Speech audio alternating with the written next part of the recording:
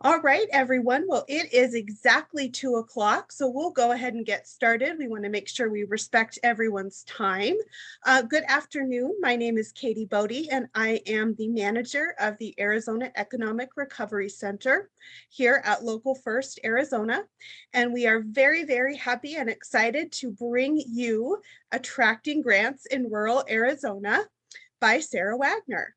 And before I toss things over to Sara, I thought I would let you know how the webinar schedule will go today, and then I will read a quick bio of Sara's. So she will present the information. If you would like to type any questions that you have in the chat or in the Q&A area, as soon as Sara is finished with her slides, we will happily go through one by one and answer your questions. So before I toss things over, let me tell you all about Sara and her wonderful experience. So with more than 2 decades of experience with notable communities and organizations like the Navajo Nation, Indian Health Service, Cotulla Uphill, Coconino County, and Northern Arizona University, Sara Wagner launched Grants That Go the Distance to help organizations bring their ideas to life with competitive grant funding. Valuing education, she is one of only 21 Arizonans who are grant professionals certified via the Accredited Grant Professional Certification Institute. So with that, Sara, welcome. Thank you so very much for doing this for us today, and I will toss it over to you. Thank you, Katie. Hi, everybody. I can't see you, so I just wanted to say thank you for making time in your busy schedule to attend this webinar. I will do my best to deliver something of value to you. I imagine there's a wide array of backgrounds in the audience, and so therefore I'm sticking to some more basic principles about grant application development. And I am leaving time at the end for questions, so definitely write down your questions or put them in the chat. And when I am done speaking, you'll have an opportunity to ask your questions, and I'll try to answer them. So anyway, I'm very honored to be here today, and with that, we'll get started. Vita, we could advance the slide. Okay, so Katie mentioned this just really quick. I moved to the Southwest in 1999, and that's when I administered my first federal grant. That's when Grants and I met each other. I was working for the Navajo Area Indian Health Service as a health promotion disease prevention program specialist. And pretty much by default, public health work goes hand in hand with grants. We're always looking for money to help the people we serve. And from there, I coordinated the Coconino County grant program for a handful of years, became grant professional certified in 2015, launched my own small business in 2017, and I currently serve as the Grant Professionals Association Governance Committee Chair for our national association, and as well, I'm the Northern Arizona chapter president. And I'm proudly a member of the Arizona Center for Rural Leadership's Project Central Class 30. Okay, so when we talk about grants, it's really helpful to think about where you're at in what we call the grant life cycle. There's 2 main parts of the grant life cycle: pre-award, which is everything before you get the grant, and then post-award, which happens after you hopefully receive a grant award. So in the pre-award side, contemplation means you have an idea. You're thinking about something that would be great to implement. And then you move on to developing that idea within your organization. And from there, when you kind of have a handle on what it is you want to do, you're able to research potential funding prospects. And then you create a strategy depending upon who your funder is. And then you put together the application, and that's bolded in blue because that's mainly what we'll be talking about today, that part of the grant life cycle. And then you submit the application and you get that award and accept the award. And then you implement your project, report upon the progress, and then evaluate the results. Okay, so for any grant, there's certain considerations you need to be mindful of along the way. So the first would be, what is your official structure? So as a grant consultant, I get approached a lot about people who say, I want to get some grants. And sometimes they're not yet formed officially. So it's always important to know you do need to have a structure. And if you don't know what your structure is, you need to find that out. And so it might be you're a 501c3 nonprofit. Perhaps you're working for a governmental organization that is essentially a nonprofit. Or you might be a for-profit scientific entity or things of that nature. You want to take into account your own experience. It's really a different process based upon whether or not you've ever written a grant application and how experienced you might be. I mean, the process is actually pretty similar, but it's, I guess what I meant by that was like where you'll put your emphasis in the process changes depending upon your experience. All right, and then we have, what types of grants are you interested in pursuing? There's all sorts of grants out there and they're different animals. So like a federal grant, for instance, is the most complicated, complex kind we'll encounter typically. And then you might have a state pass-through grant opportunity or a corporate or family foundation or other types of grants that you're interested in. And then the type of grant also varies based on, are you looking for reimbursement funds? Are you looking for advanced funding, funding to support general operations, capacity building, or a certain project? So it's helpful to know out the gates what exactly it is you're hoping to pursue, and that will help you be more strategic in finding grants that might be a good fit for you. Okay. All right. Overall, it can be very overwhelming at times, so I just encourage you to embrace the process. You might be a one-man or woman show where you work, or you might have a whole team of people, but regardless, just try to embrace the process and maintain a positive attitude. And there's a contrast in these two cartoons. One is kind of like, it's this ominous thing, right? The deadline is coming, it's something you're dreading, and you see the Grim Reaper coming in your door, but it doesn't have to be that way. Like the other cartoon shows, you know, yes, there's a wall there, but you can improvise, and the wall could be a metaphor, and it could also be a door if you're just thinking outside the box. So grants are an opportunity. Funders want to help you, and this is a really important thing to keep in mind. They're people just like you. They care, and they want you to succeed. So they're not this sterile entity out there somewhere. They're human beings just like us, and they want to help us. And most importantly, they want to succeed through your program that fits their mission. And fits their mission is bolded in red because the most important thing to most funders is mission fit. You want to be sure your mission matches their mission. And if you're able to do that, you've already got half the battle won.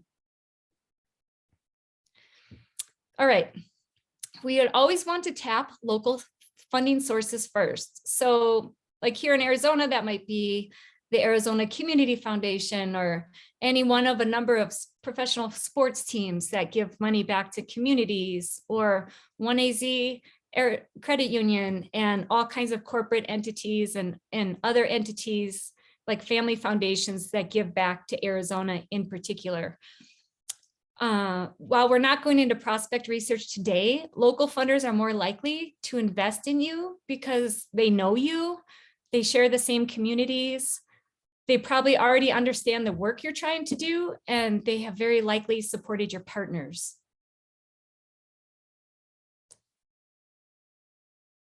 You always want to start early. Applications almost always take more time than we anticipate. So it's always best to keep time on your side and build a cushion for uncertainty. This will help keep the process fun and, you know, keep the stress away. So answering each question is just the beginning. I can't emphasize that enough. That's the number one Misconception I encounter is that people who aren't as experienced with grants think that answering each question is the end of the process, but it's actually just the beginning. You want to leave extra time to review your package. So once you answer those questions, you want to go back and verify that all the scoring criteria has been met in your answers, that your answers are as refined as they can be, that your formatting is optimal, and other final touches have been added. And we'll go into what some of those other final touches are in a little while. Okay, then we want to assemble a project team, and I realize this isn't always possible. So this is blue sky scenario. If you're able to, this is the way it would play out. You would host an application kickoff meeting and invite your subject matter experts and anyone who will be involved in carrying out the project to that meeting. And then you'd review the funding announcement together, determining the main project facets and external partners who can help address the required facets. Ensure the key players understand it. That's really important. Verify eligibility. Now this is underscored because if you are not eligible, there's no point in going further. There will be other funding opportunities that are a better match for you, but if you're not eligible, you won't be, it's very, very possible that your application won't be reviewed and therefore not scored. And so you're kind of, you know, spending everyone's time and energy in a way that you wouldn't want to. So anyway, another step is confirming there's ample time to complete a competitive application. And so to do that, you'd sketch out a timeline working backwards from the deadline. So hopefully you would have like a calendar on the wall. And if you don't have a big whiteboard or something that the whole room is looking at, maybe you would each have your calendars out. And you note when the actual deadline is, and you back the deadline up a few days to give yourself a cushion, maybe a week even, or a couple weeks. And then X out any holidays, X out anything that's coming up in any of your lives where you know it's not realistic or practical for you to be working on that day, maybe weekends.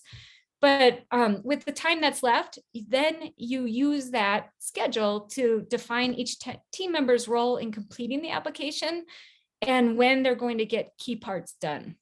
And you do this at the outset so that everyone's clear and on the same page.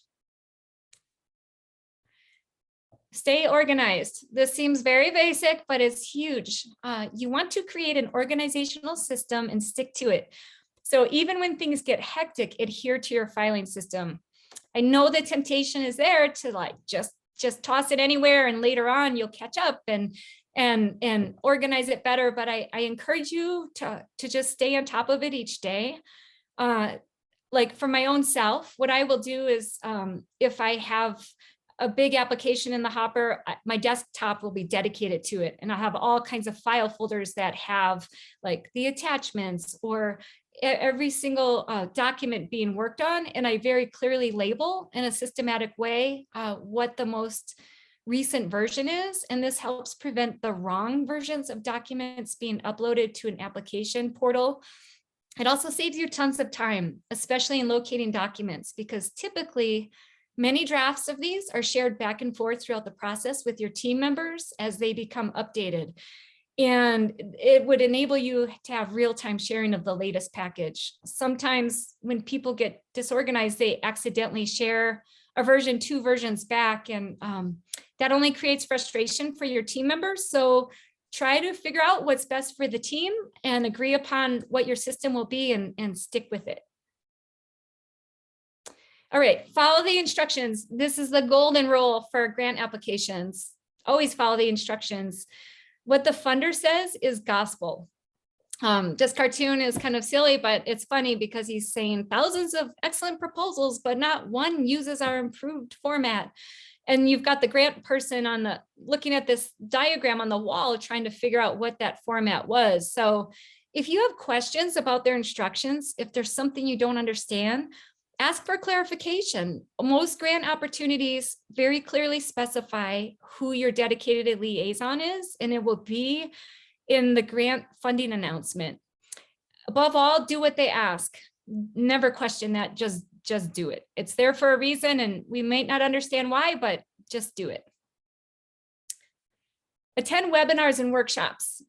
This is critical. So there's kind of three things you always want to do. One is read the request for funding proposals, which also goes by the name RFA, like request for funding applications, or NOFO, notice of federal funding opportunity. And there's a whole cadre of other names these go by, but basically the funding announcement is where they tell you exactly what they're looking for and how they would like to receive it from you. So it's really important to review that in detail. Secondly, go to their website. A lot of these funders are posting frequently asked questions and data they would like you to cite and links to other websites they want you to be aware of. So it's really important that you look at all of that because they prepared it for you for a reason. And then when they offer you an opportunity to attend a webinar or a workshop, not all funders do this, but if they do, be sure that you attend it because they further share information that's important to them. And more importantly, they share insider tips and they like to know that you're invested in them as well. And if you're making the effort to attend their webinar or workshop, they're going to associate your face with your organizational name and they know who attends these and it's going to play in your favor. And then after you do all three, after you've read the funding announcement, perused their website, and then attended this webinar, then ask them any questions that weren't clarified in any of those places. You don't want to do this before you look at those materials because as gatekeepers, you know, they're trying to save their time and energy as well. So it's really great if you can be proactive in reviewing what they've put out there and then ask them something they haven't yet told you. But anyway, always, if they let you, run your project idea by them before you really start getting into the weeds with your program plans and your application. So before you spend lots of time and energy developing those plans, just casually run your idea by them. Sometimes they'll surprise you and they'll tell you they will even review your draft application ahead of time if you get it prepared early. Or, you know, maybe your best project idea, they'll shoot it down before you even start, but they'll suggest a different twist on it that's going to help you be successful getting through their review process. So it's critical that when you can do that, definitely take advantage of it. Okay, it can be really daunting, right? When you're staring at a grant application and all these blank questions and where do you begin? Always know that the budget is the heart of your entire proposal. Everything else justifies these expenditures. So some of us recommend starting with the budget because if you don't know what you'll spend the money on, you have no business applying for a grant. You're not yet ready, which is okay. We've all been there, but you need to first get grant ready. And if you know what you're going to spend the money on, then you can develop a really compelling proposal. So as you work on your budget, ensure that it adheres to your organization's policies as well as funder, state, and federal protocol and laws. A lot of times the funders will give you links to these, but they will be assuming you're following your own county procurement policy and things of that nature also. Scale your ask. So that means, yes, we're shooting for the moon, but reality is sometimes funders can't award every applicant their desired amount. However, if you insert a statement about what you would do with less funding should your full project not be funded, the funders may perceive that as proactive, and they would probably appreciate the humility too, that you understand you're one of many they're trying to help. And that way it might help you get something rather than nothing. And sometimes they don't ask for this, but if you have extra space in the proposal, it never hurts to weave that language in. All right, flesh out the line items. Details matter. They always matter, even when the funder doesn't tell you to do this. You want to explain how you arrived at your budget figures, meaning show your math. So if you're budgeting for a staff person, don't just put a dollar figure, but show what their hourly or weekly or monthly rate is, or their annual salary with a percentage of the time. But if you're going hourly, you'd show like their hourly rate and how many hours per week, and then how many weeks in the project. You want to use real numbers. The tendency is to just sort of ballpark and do these perfectly round figures, but those don't sound as realistic as the ones that are not perfectly rounded. So if you use real numbers, it will make it seem like you're presenting a real life scenario rather than a made up one. And it's really important to be authentic. Always stay within the funder specified limits. Never ask for more money than they're offering you. Even so, that little cartoon, it was just silly, but it's, it's talking about sometimes we feel like the money won't be enough to do what we really want, but we have to realize it's a privilege to be able to apply for a funder's money, and we just need to be as respectful as possible in the process at all times. Thanks, Vita. Okay, capture matching funds. This is a confusing area for a lot of people. You've probably heard this term. Not all grants require matching funds, and when they do require it, sometimes it needs to be dollar, like hard cash, and other times it can be what they call in kind. And if they allow in kind, a wonderful thing to do is to capture contributions your organization is already making that you might not be capturing. So for example, you're probably contributing office space, personnel, other resources, and it will save you a lot of hard cash dollars when grants require matching funds, because volunteers alone donate significant hours. And if you can capture the value of those donations, it will help you a lot. And so places you could go to do this are the Bureau of Labor Stats, and I've got a link in here. That's a great place to start because it's got really specialized pay grades per role. And there's so many different jobs there that you can select from. But imagine like a fire chief, his rate of pay would be really different than a trainee in his office, okay? But if you can't, but if you go to like the Bureau of Labor Statistics and the rate is really low, you might be better off using the next one. And it's the independent sector, and they have a generalized non-specific rate. And so, for instance, in 2021, the current estimated national value of each volunteer hour is $28.54. So that it's really legitimate to use that. But you can't use it if you're not tracking your volunteer time. So you need to have some sort of volunteer time tracking mechanism described in your proposal. Be consistent. Grants are about transparency, so the terms you use and the budget should match the narrative sections and vice versa. These details reflect your competence. So the more details you share, the clearer the picture you paint. And we're trying to demonstrate that our organization does this work in an ideal way. For example, don't ask for funding for a staff position in the budget and then call that very same person by another title in the narrative. That only creates confusion rather than clarity. And for that reason, it's super important to cross-check your application, because that's a really common error. And you have to remember the people reviewing your application don't know your program inside and out like you do, and they won't know that that's the same person. And we never want to confuse the reviewers. It's all about painting a super clear picture for them.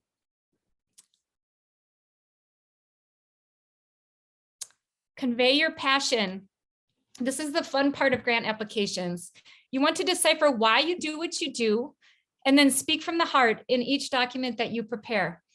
Grant proposals are your chance to share your passion, tell your unique story, focus on how funding will serve as a catalyst, and then invite the funder to become part of enhancing your story. And this is where the funder is getting something also. You're making your story so compelling that they just can't wait to be part of it. And for them to be part of it, it means they're giving you money to achieve what you're hoping to do to take your story even further. But don't be intimidated by grant applications. It's nothing more than telling your unique story.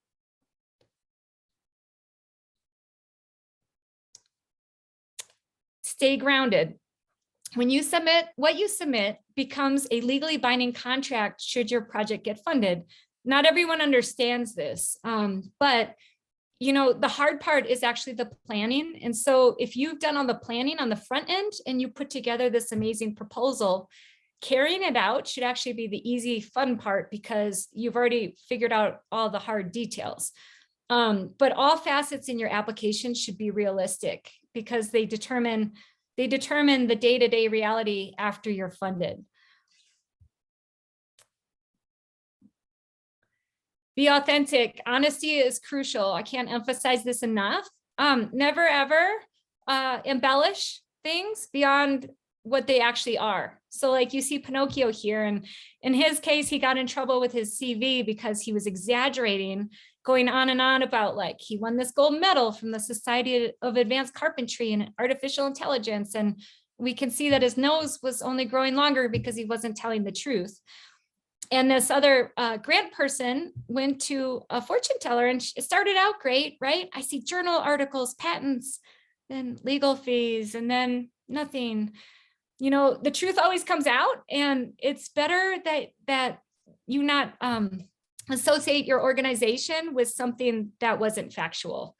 And we're going to get into this a little more, but regardless of where you're at in your journey, you can spin your current situation, your truthful situation to your advantage, and there's no need to embellish. We're trying to cultivate trust with the funders. So in the cartoon at this mixer, someone's introducing herself by saying, I'm a fiction writer in the grant proposal genre. We never want to be that person, okay? Telling the truth, even when it's news you'd rather not share, deepens your funder relationship.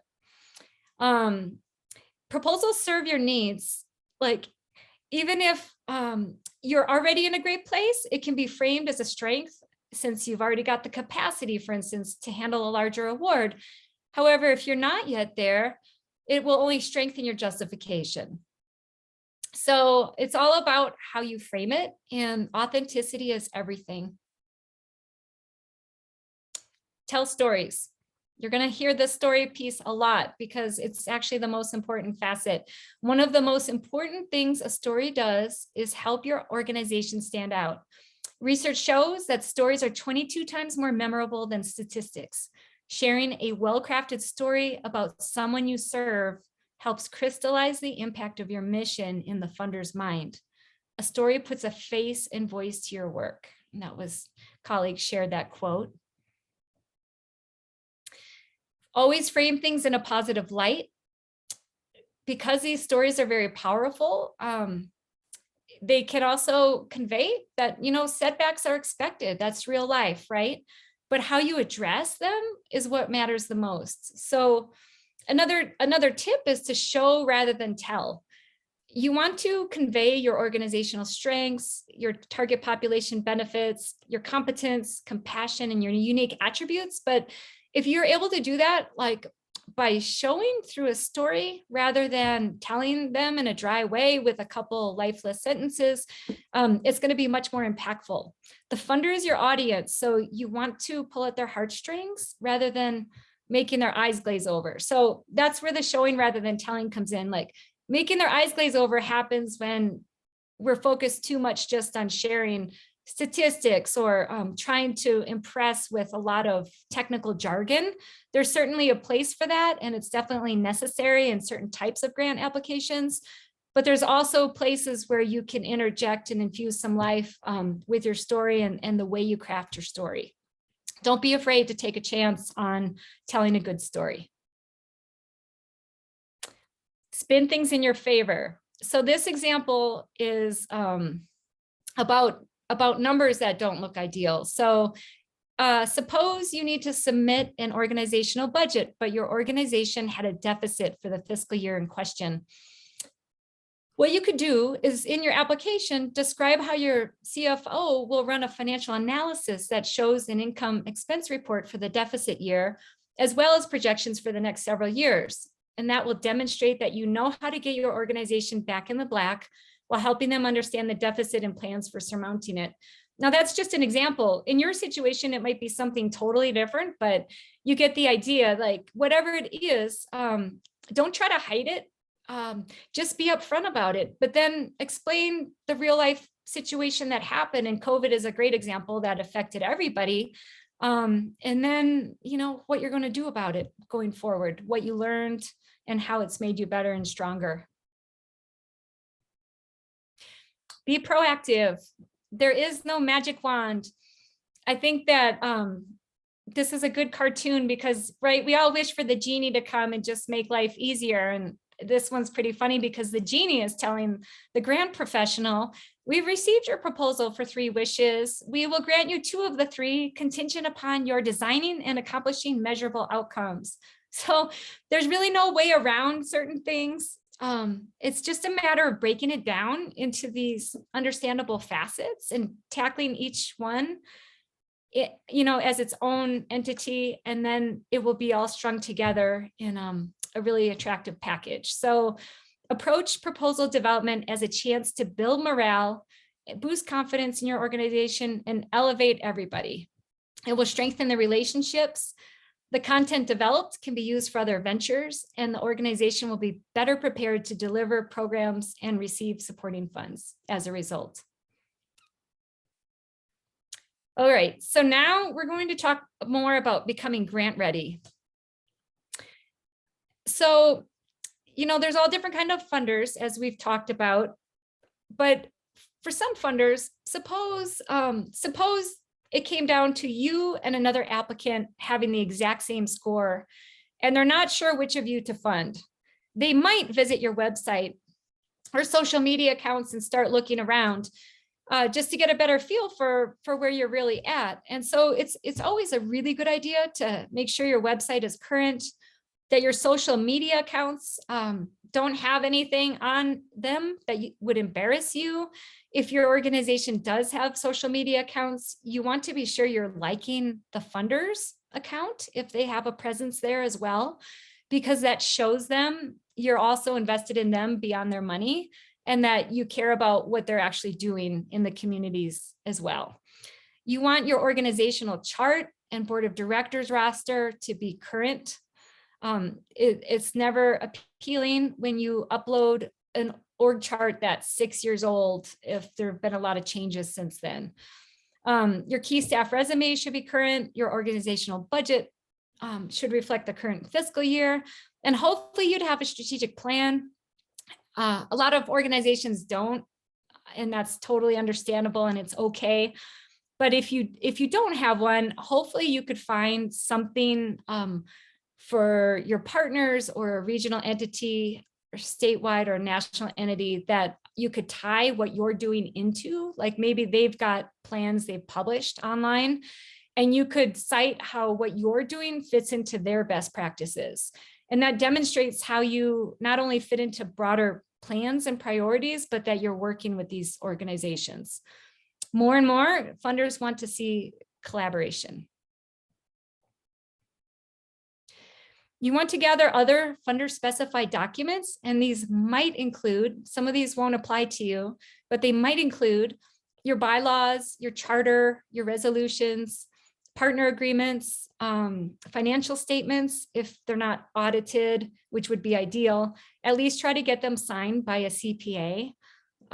Your proof of nonprofit status is a common attachment some funders ask for, and you'd want to know your federally negotiated indirect cost rate, and that's usually used if you're applying for federal funds.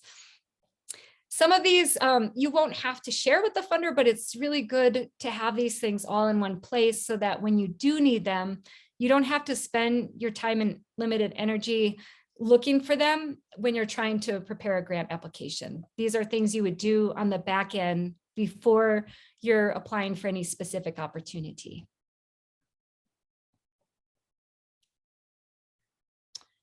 And we recommend caching program materials in one place. This would be the documents we just discussed, as well as the history of your organization, as well as the history of the program and the problem that you're trying to solve, including a timeline of key dates. The aim of what it is you're trying to do. So that would be like your vision and mission statements. And if you don't have a vision and mission statement, you definitely want to work on that as soon as possible. Quantitative data. So for instance, the number of people, animals, or other species you're serving, ensuring it's current and credible. be mindful of your funders. So for example, federal funders prefer federal data, but if you're applying to other types of funding sources, it's more valuable to cite your local data, like from your hospital or your injury prevention stats. So it's there's a lot that goes into this. These are just the main points. Qualitative data would be things like photographs, videos, testimonials. Again, sometimes funders don't ask for these things, but if there's an opportunity to fill extra space, if you've nailed all your answers and you still have characters that can be used, what I mean by that is sometimes there's character limits. And so if you haven't used up your allotted space, you could toss in a couple testimonials, and those are super impactful. Awards that your organization or program has received are really valuable to share because they set you apart from the competition, right? And that's the whole name of the game when you're trying to get a grant. And publications that your organization or program has been featured in are also really great to share because it speaks to your credibility. Set yourself up for success. Create an application template that includes each section and attachment. And I recommend doing this even when preparing an online application. And that's bolded in red because this goes back to the beginning of the webinar when we talked about answering each question is just the start. So people get into trouble like doing an online application because it's easy, right? Like you can just open the online portal and it's easier to just add a few words and hit submit. But what's recommended is to actually create an offline Word version of that application. And that way you can have time to refine your answers with your team. And it's a lot easier to add comments and share content back and forth if it's in a Word version. So what I do if I'm helping someone with a grant application is I embed the instructions, and that's designed to maximize scoring. Your application is all about the score that you earn in the review process.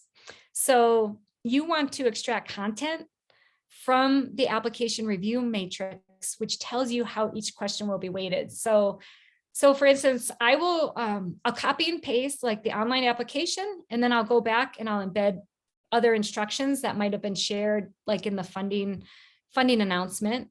And then I'll take the scoring matrix and I'll embed that where they go within those questions. And so everything is there and it optimizes scoring because if you've answered every piece, you can be assured that you've nailed what the funder was hoping to see in your application.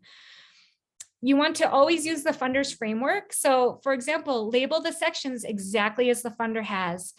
If they're calling something deliverables, call it deliverables. Don't invent a new word because they want to be able to find that content as easily as possible and parrot the funder buzzwords. You'll know what those are after you read the funding announcement and attend their webinar and visit their website. Then you delve into the project plans. You want to define as specifically as possible. Grants are always about being specific. Grant applications, that is. So as specifically as possible, define the amount of your funding request, the timeline, the project location, target audience, key program staff, vital partners, and an innovative project title. And so the project title is often a missed opportunity, but think of it this way, like you might be one of 50 applicants and the reviewers might receive a bundle of applications via email or maybe, as a hard copy stack on their desk. But if your title stands out, you've already set yourself apart from all these other proposals and they will be excited and energized by it and be like, wow, I can't wait to read this one. It looks really neat. So that's always the impression you want to make. So use these little opportunities to do just that.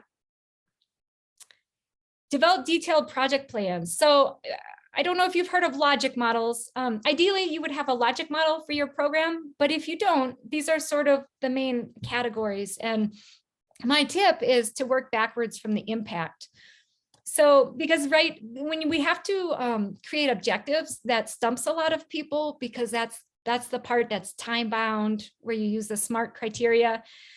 But if you just instead start with the impact, that you know why you're doing your project, right? So the impact is like the reason you're doing your program will be to enhance lives, or, you know, if it's conservation work, it'll be to save plants and things of that nature. But from there, you can just go down this list, but it's the long and short-term outcomes are what lead to community changes, and that's what feeds into the impact. Outputs are immediate project results, and those come straight from your goals. And so the goals are what you're aiming for, right?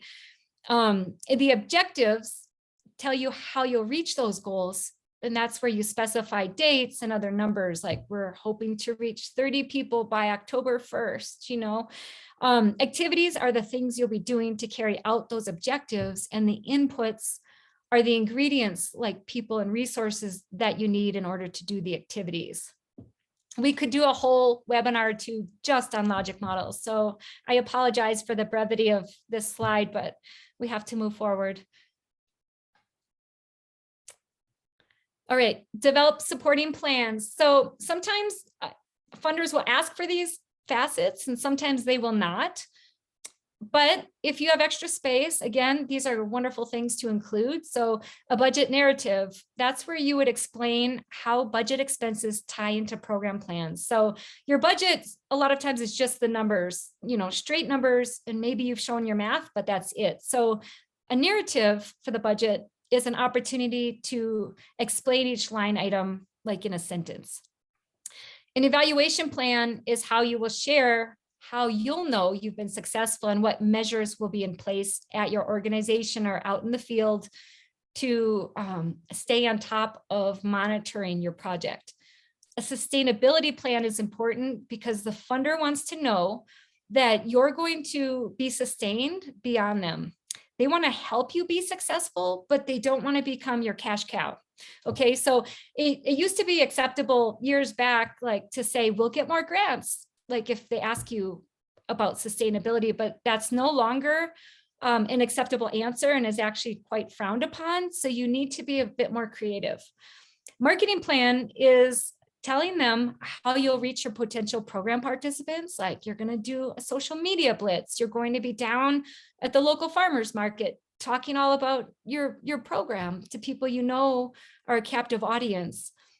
But then this other piece is really important. You want to tell them how you're going to let others know that their support made the program possible. So it's kind of like, we're going to do a press release that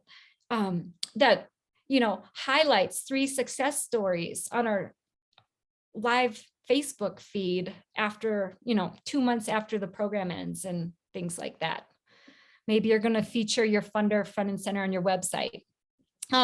Okay, so sometimes when I'm helping clients put together an application, I realize there's certain parts that are a little fuzzy, and more often than not, when I go back and talk to them, I realize I'm fuzzy because they're fuzzy. They haven't yet figured out this aspect. So that's totally normal, and it happens all the time. It's part of the process. But what you want to do is keep asking till you find the answer. So as you develop your proposal, if you get stuck, write your question on a whiteboard and keep drawing bubbles out for each thought. So continue asking how or why until the answer becomes crystal clear. There might be lots of bubbles, but just distill that information to the level of detail requested. And these proposal elements can seem daunting, but they're painting a picture for the funder of very basic elements: the who, what, where, when, why, and how. And how is also how much, and who is also by who and for who. But every single question is one of these things. So just keep that in mind. Take advantage of optional attachments. You want to brand all documents consistently, perhaps with your organization or project name and or logo. Make sure there's a month and year on all your documents. That speaks to how current they are. You want to provide references and professionally cite data sources and literature following their specified guidance, and use appealing formats like tables, charts, maps, and other visuals. Kind of like the stories themselves, research has shown that visual depictions are much more memorable than words alone. and they pack quite a punch in a short amount of space. And so when you are able to do optional attachments, never pass up that opportunity. This is like a golden opportunity to share some really dazzling visual that other applicants may not have. And it's going to be really interesting for the reviewers to read. Seek expertise. There's all kinds of free resources out there. I encourage you to bounce ideas off of colleagues. For my own self, I feel the more eyes on your work, the better. Welcome their insight and integrate their suggestions. More and more grant professionals are doing what we call mock reviews, and we'll pretend other colleagues are the real reviewers, and they'll actually give a score and everything. And that is done just to get as much feedback as possible ahead of the real submittal, because it helps tremendously. The internet is your friend. Use it to explore your topic. Definitely tap into local, state, and national agencies. There's just a wealth of information out there, and the agency liaisons are invaluable sources of information, and they're more willing to help than you might imagine. And then some of you are more, hands-on, not so internet inclined, but libraries are still valuable, and the staff there are super knowledgeable and can help a lot as well. So you want to cater to the reviewers. They're human, they're touched by stories, and we're appealing to their hearts, as you know. We want to make them want to read more. So be creative while addressing their funder specified content. Tell real life stories, especially of program beneficiaries, and articulate what the funder will get out of it, why they should invest in you. And in order to do that, you're highlighting your unique attributes.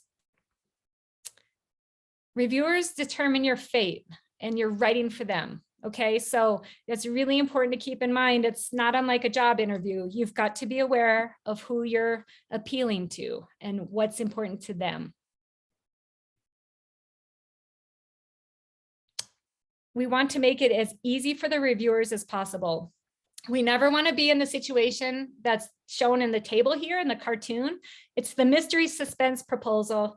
They're like way deep into this thing, and they're still trying to figure out like what it's about.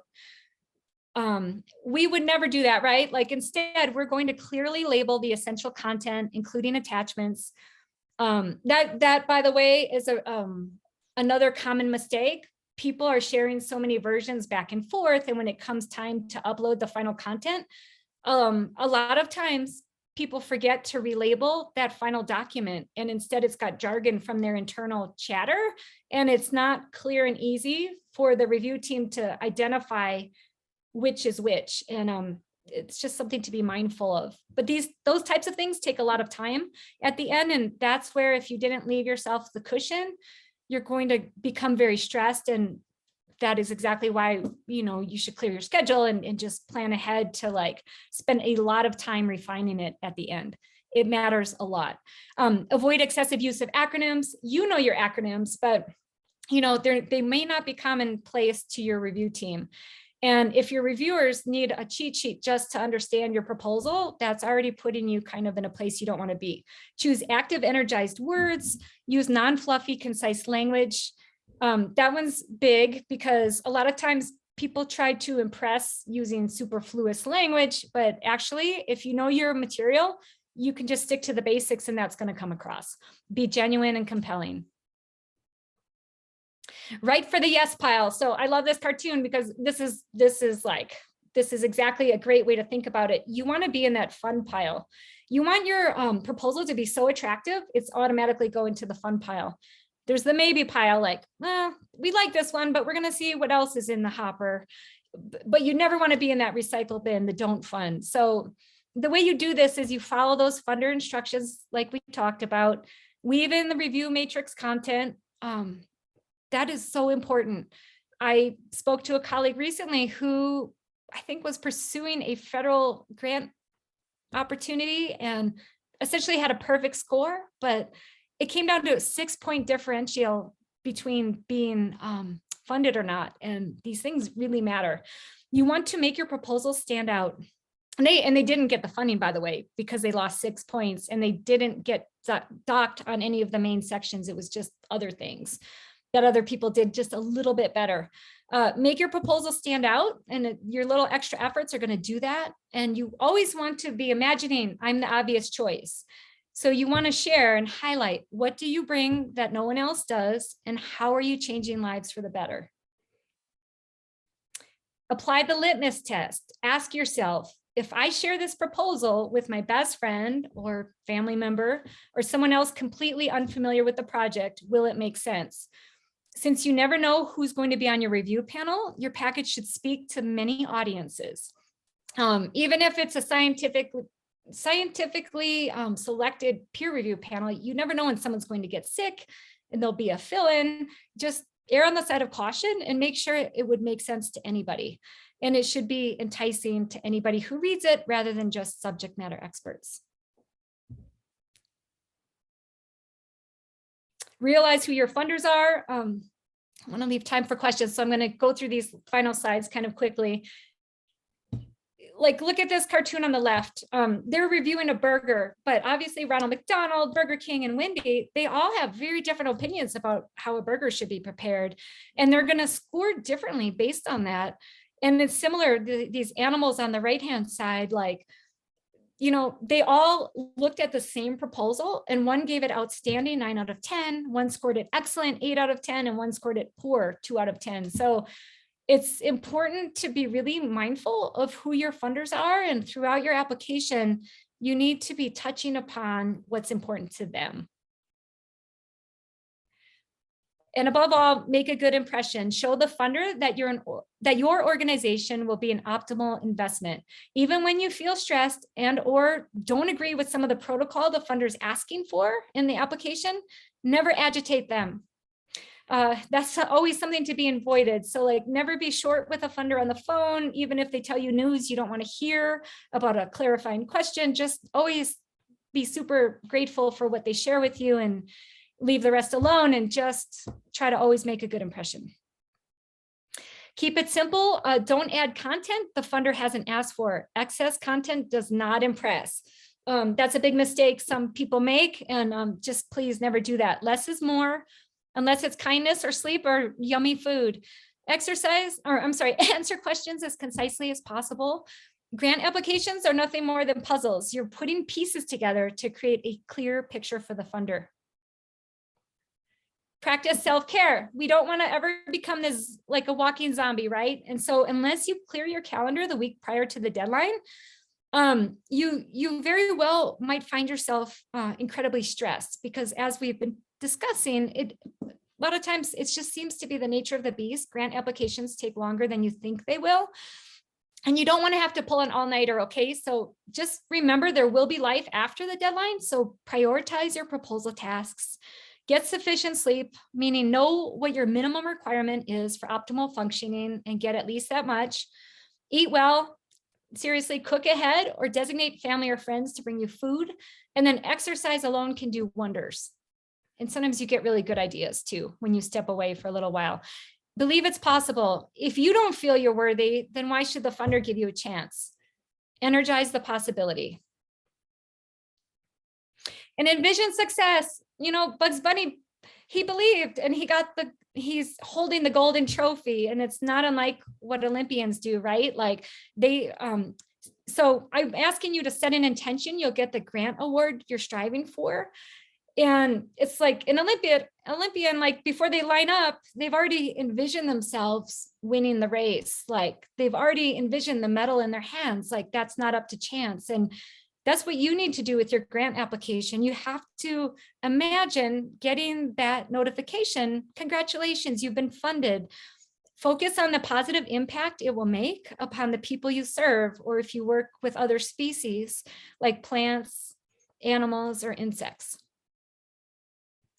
And with that, I want to again say thank you for listening. I hope I gave you something that was useful, and please feel free to ask your questions or add any of your own tips for the group. All right, Sarah. So we actually have 2 questions in the Q&A portion. The first one is, do you specialize in writing for particular grants? Yeah, you know, I seem to be more experienced with federal grants. and state grants as opposed to foundations. And then there's one more in the Q&A section that I'll go over. And it was something that I believe you covered in your slides, but it asks, what do you mean by telling the truth even when it's info you don't want to share helps? Okay. Well, yep. So maybe you've got a program that's been around for 15 years, and maybe you had a staff change 5 years ago. And the original person who started the program was their baby, and they really monitored it closely, but somebody else new came in, and for the last 5 years, they didn't do any evaluation at all. And in fact, they didn't do any surveys with the clientele or anything of that nature. I guess I'm picturing like a public health program. And, you know, that's not ideal because like when you go to share your data, like your current snapshot of where the program's at with a funder, you're kind of missing the same level of detail in the last 5 years that you had prior to that. So rather than skirting the issue, just be honest with them. Like, look, we had a major staff change, and we weren't able to, you know, monitor our program as closely as we would have liked these past several years. But with your funding, we'd be able to hire 2 new staff people, and one's dedicated to the field. And we're going to do surveys with our clientele every single quarter. That's just like a tiny example. Thank you, Sarah. And then there was one more that came in. Are there good strategies to getting scope of work completed and ready for possible grants? Can you explain a little more about what you mean by scope of work? You know what? Let me actually see if that participant would like to unmute themselves.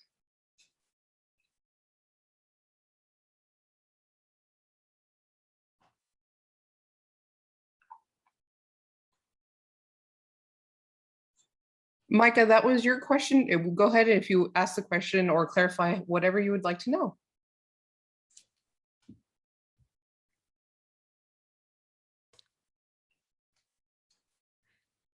Micah, I could just add, not knowing more. From my experience, the scope of work is a lot like the goals and objectives. I mean, it's asking for some of the same things. So the same advice applies. Like, you want to distill down to as much detail as you can. The more, the better. It's best not to be vague, just be as specific as you can. And like when something is starting, when it's ending, how many people are involved, how you're recruiting those people, how old are those people? And, you know, like, what are your actual activities that are going to happen? How are you going to measure those activities? That all needs to be fleshed out. So yeah, it depends what type of grant it is. Sometimes they ask for a scope of work, but people from different backgrounds are more accustomed to doing scope of work versus like a logic model, but they're all essentially getting to the heart of the same thing.